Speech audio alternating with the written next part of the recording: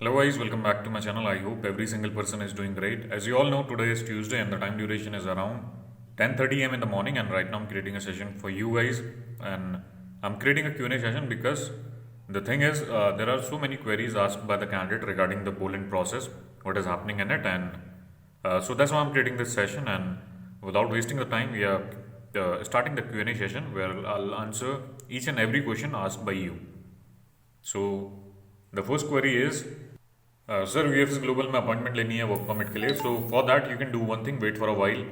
आज अपना अपॉइंटमेंट वगैरह चेक करो, अदरवाइज कल आप वेट करो 11 से 2 बजे तक का। अगर कल अपॉइंटमेंट ओपन होते हैं then you would be able to book, but the thing is अगर आप मैनुअल बुक करते हैं that is very tough process, थोड़ा उसमें टाइम लगता है, थोड़ा मुश्किल भी है मैनुअल अपॉइंटमेंट बुक करना, बट स्टिल अगर टाइम है आपके वर्क परमिट के अंदर तो आप कल ट्राई कर लो एक बार।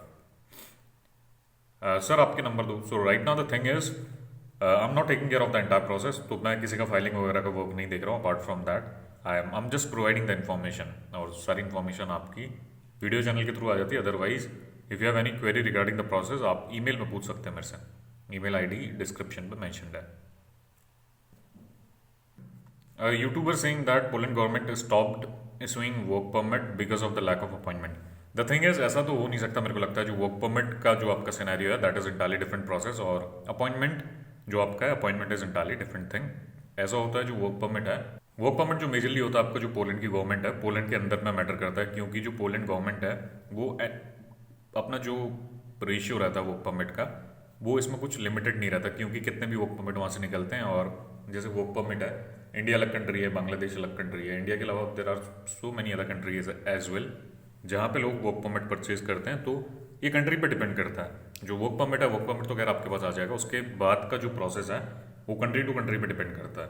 अगर मैं यूएई का बोलूँ या फिर यूएई के अलावा पाकिस्तान का बोलूँ, या if I talk about Bangladesh, Sri Lanka और सम अदर लोकेशन, नेपाल का देखूँ, तो सिनेरियो ऐसा होता है हर कंट्री का एक डिफरेंट कोटा होता है, जो हर कंट्री का जो प्रोसेस होता है वो इंटायरली डिफरेंट होता है। हालांकि जो इंडिया के अंदर 3-4 कंट्री के लोग हैं वो लोग सबमिशन करते हैं, बट द थिंग इज जैसे अदर कंट्रीज है, यूएई की अगर बात करूँ तो वहाँ का कोटा इंटायरली डिफरेंट रहता है। वर्क परमिट एक इंटायरली डिफरेंट थिंग है, उसके बाद जो अपॉइंटमेंट वाला जो सिनेरियो रहता है वो एक इंटायरली डिफरेंट प्रोसेस है। वर्क परमिट इशू हो ना हो उससे कुछ फर्क नहीं पड़ता, जो वर्क परमिट इशू होना बंद नहीं होगा, क्योंकि जो वर्क परमिट वाला वोइवोडशिप ऑफिस के अंदर इंटायरली डिफरेंट प्रोसेस रहता है। और अगर इंडिया के अंदर अगर देखा जाए, अगर वहाँ से वर्क परमिट अभी मिल इशू होना बंद हो गए हैं, तो इसके अलावा भी इंडिया के अंदर अभी अगर आप पूरा रेशियो वगैरह देखते हैं, हज़ारों में वर्क परमिट है, 5 से 8 हज़ार कैंडिडेट, इतने कैंडिडेट अभी वेटिंग पे है जिनके पास वर्क परमिट है। और इसके अलावा नॉर्थ साउथ जुरिडिक्शन, इसके अलावा इंडिया के अलावा नेपाल, श्रीलंका, बांग्लादेश, तो ये सारी बांग्लादेश जो ये लोकेशन है यहाँ के लोग भी इंडिया में सबमिशन करते हैं। तो जो अगर बैकलॉग देखा जाए तो बहुत सारे वर्क परमिट इशू हुए हैं, और अभी जो अपकमिंग टाइम है उसमें अगर वो रिलीज़ करते हैं अपना पोलैंड का वर्क परमिट प्रोवाइड करते हैं नहीं करते, उससे कुछ फर्क नहीं पड़ता, क्योंकि अभी के टाइम पे अपॉइंटमेंट की रिक्वायरमेंट बहुत ज़्यादा है। और इसके अलावा अगर देखा जाए तो वर्क परमिट भी बहुत ज़्यादा आ रखे हैं, और अभी बैकलॉग बहुत ज़्यादा है और बहुत सारे कैंडिडेट वेट कर रहे हैं। और अगर आने वाले टाइम पर अगर ये वर्क परमिट लिमिटेड इशू करते हैं तो अभी के लिए बेनिफिट नहीं होगा, आने वाले 1-2 साल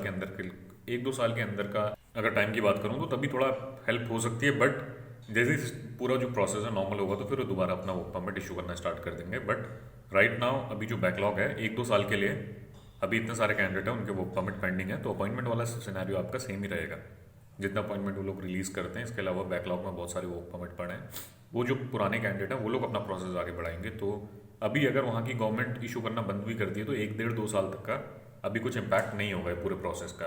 अभी राइट नाउ थिंग इज लोगों के पास वर्क परमिट आए जो 2023, 24, 25 तक का वैलिड है। अगर मैं अपने वर्क परमिट की बात करूँ तो 2025 तक का वैलिड हो, और इसके अलावा जो कैंडिडेट ने अभी लास्ट ईयर अप्लाई करा उनका 2026 तक का वैलिड होगा, अगर किसी ने 3-3 साल की वैलिडिटी है। तो ऐसे प्रोसेस वर्क करता है अभी के लिए। अगर वहाँ की गवर्नमेंट इसमें थोड़ा रोक भी लगाती है, फिर जो ऐसा है कि नए वर्क परमिट रिलीज़ करने में रिस्ट्रिक्शन भी लगेंगे, तो अभी हेल्प नहीं होगी उससे कुछ भी। ये पूरा वीएफएस का जो वर्क परमिट वाला है पूरा government is kind of playing a game where right now they are saying that they are putting a restriction on this work permit thing, and later on जब सब नॉर्मल होगा फिर दोबारा वो लोग रिलीज कर देंगे, क्योंकि that is a kind of business for them, they are getting revenue out of it. उनके पास इसमें बिजनेस है काइंड ऑफ। अगर देखा जाए तो लोगों ने बहुत पैसे कमा रखे हैं। अगर मैं पोलैंड के यहाँ पे देखूँ या एजेंट देखूँ तो उन लोगों ने बहुत सारा पैसा इसमें कमा रखा है। अगर इतने वर्क परमिट आया तो उनका बेनिफिट हुआ है, और जो आगे का प्रोसेस है सब लोगों का निल हो गया। तो जो मेन मोटिव है इस चीज़ का कहने का, इसका अभी आपको हेल्प नहीं होगी, 1-1.5 साल बाद देखो क्या होता है। तभी क्या पता जब पूरे जो कैंडिडेट हैं उनके वर्क परमिट एक्सपायर हो जाएंगे या फिर सैलरी बढ़ जाती है, रिजेक्शन आते हैं, तो अलग फैक्टर होते हैं। तो उसके बाद अगर वहाँ से लिमिटेड स्लॉट्स वगैरह आपके रिलीज होंगे तो फिर यहाँ अपॉइंटमेंट मिलने में थोड़ी हेल्प होगी। और गवर्नमेंट ऐसा कभी नहीं करेगी, जितनी रिक्वायरमेंट है उतना ही वर्क परमिट अपना इशू होगा, कुछ ना कुछ रेशियो उनका भी थोड़ा ज़्यादा होगा। और अभी के टाइम ऐसा है कि जो वर्क परमिट निकले हैं वो बहुत ही हैवी अमाउंट, अगर मैं बोलूँ तो बहुत लार्ज क्वांटिटी में उन लोगों ने वर्क परमिट यहाँ से रिलीज़ करें। और वो अभी 1-2 साल के अंदर, 1-2-3 साल, 2-2.5-2 साल अप्रॉक्सीमेटली अगर बोलूँ तो तब तक आपका प्रॉब्लम रहेगा इसमें। जो सिनेरियो है that is not going to change, और जैसा अभी अपॉइंटमेंट प्रोसेस चल रहा वैसे ही चलते रहेगा। ये प्रॉब्लम इसलिए आया क्योंकि जो पोलैंड का वर्क परमिट था बहुत सस्ता था और सब लोगों ने इसमें अप्लाई किया, और सब लोगों का बहुत बहुत सारे कैंडिडेट ऐसे हैं जिसका बहुत सारे कैंडिडेटों का पैसा वेस्ट हो गया। वर्क परमिट आया 1-1 लाख रुपए का। अब द थिंग इज प्रॉब्लम है, कुछ नहीं कर सकते इसमें। अगर कोई नया अप्लाई कर रहा तो right now do not apply for Poland, it is a waste of money and time. अब जिस लोगों ने अप्लाई कर लिया तो वो लोग को अब चेक करना बनता ही है, क्योंकि they have already spend 1 lakh in this process. और अभी आगे अगर आपको मैनुअल अपॉइंटमेंट मिलता है तो सबमिशन वगैरह कर ही दो। पहले वीएफएस अपॉइंटमेंट है, फिर apply for visa. The thing is brother, जो आपका प्रोसेस रहता है वीएफएस का, आपके पास वर्क परमिट आता है, अपना डॉक्यूमेंट आप प्रिपरेशन करते हैं चेकलिस्ट के अकॉर्डिंग, फिर उसके बाद अपॉइंटमेंट आप परचेज करते हैं या फिर मैनुअल अपॉइंटमेंट बुक करते हैं। मैनुअल अपॉइंटमेंट आप जैसे ही बुक करते हैं, अपॉइंटमेंट अगर आपको एक बार मिलता है, फिर आपका सबमिशन होता है, 15 दिन के अंदर आपका रिजल्ट आता है।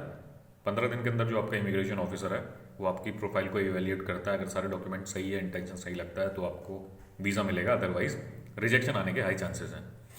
ऐसा नहीं है कि आपके पास वो परमिट आ गया तो अपॉइंटमेंट लेने के बाद फिर वीज़ा लगेगा ही लगेगा। द रेशियो इज़ अराउंड 10 से 15% है। अगर मिल गया तो सही, अदरवाइज रिजेक्शन आने के हाई चांसेस हैं इस प्रोसेस में। 15% के अंदर अगर आपकी फाइल फॉल करती है then you would be able to get the appointment, otherwise you would be able to get the visa.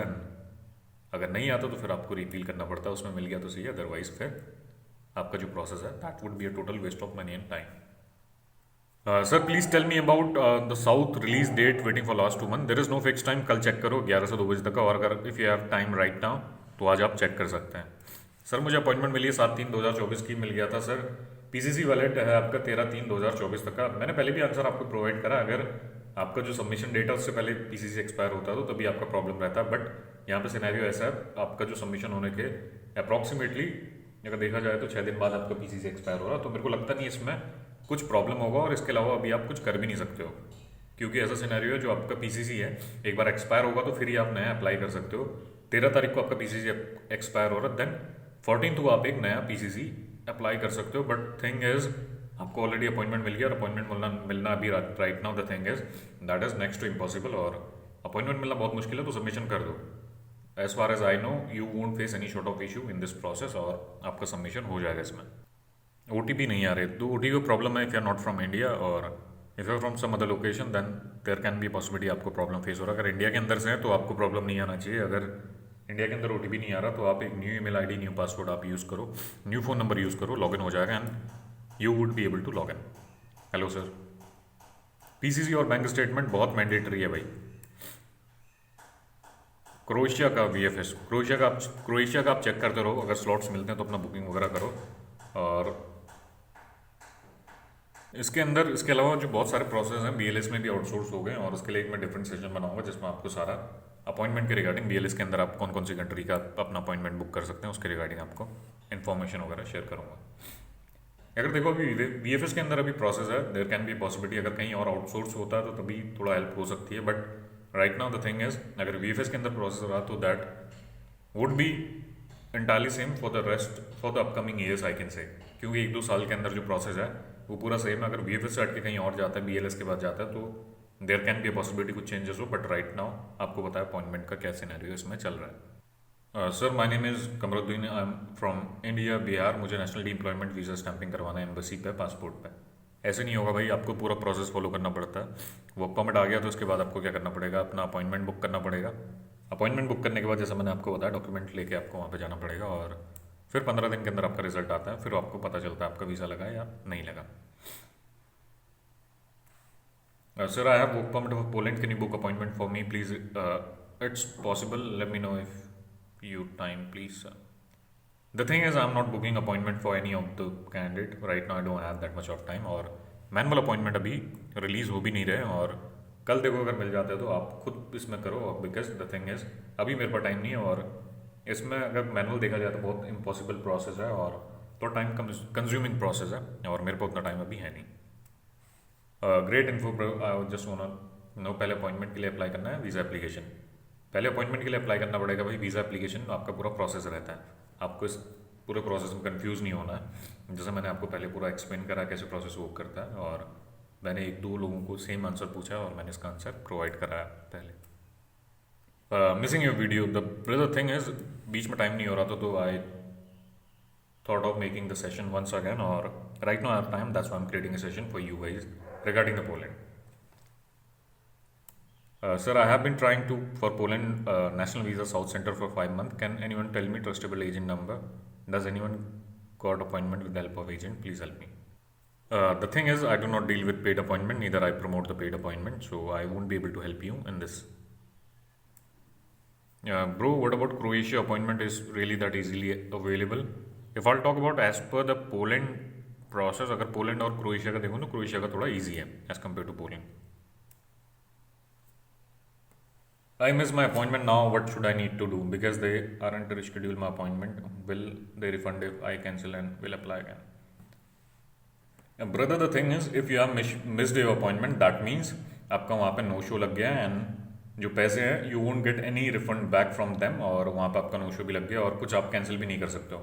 Once after missing the appointment date, you won't be able to cancel the appointment. So there is a standing operating procedure. As per them, they say that if you want to cancel your appointment, you have to notify the VFS Global Center 3 days prior to your appointment date. Then they would be able to cancel your appointment. Otherwise, there would be a no-show regarding this. और इसके अलावा क्या था, you won't get any refund and now you won't be able to cancel the appointment because you already miss the appointment. How about work permit visa appointment? Brother, the thing is check tomorrow. Sir, SP office वाली PCC valid है, तो as per them process के according वो लोग कहते हैं जो आपका पासपोर्ट सेवा केंद्र वाली पीसीसी आपकी रिक्वायर्ड रहती है, एसपी वाली आपकी वर्क नहीं करती इसमें। Can you provide me urgent base appointment person mobile number? No brother, I do not deal with paid appointment. Sir, book appointment.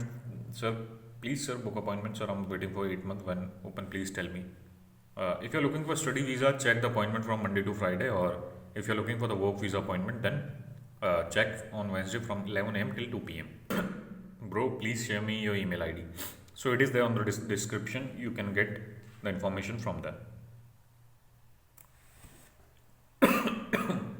अब क्लोज करते हैं भाई। इसके अलावा I think I created a session for 12 minutes. Right now I am taking one more question. Sir, with the help of login ID and password we can enter the VFS account, can check visa appointment through reference as per your pass video. Is that possible now also?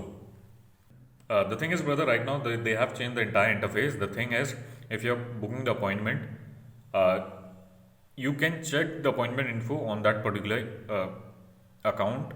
So there is one column over there that is for the active application. If you click on the active application, there you'll get option of checking the appointment information, in which category the appointment is booked, and apart from that, the reference number, date and time of appointment, every single thing you can check every single information over there. For that, you need the email ID and pass credential of the account from where you have booked the appointment. So that's how the process is working right now, and so that's all for now. I'm wrapping up this session right now. Thank you guys. Have a nice day.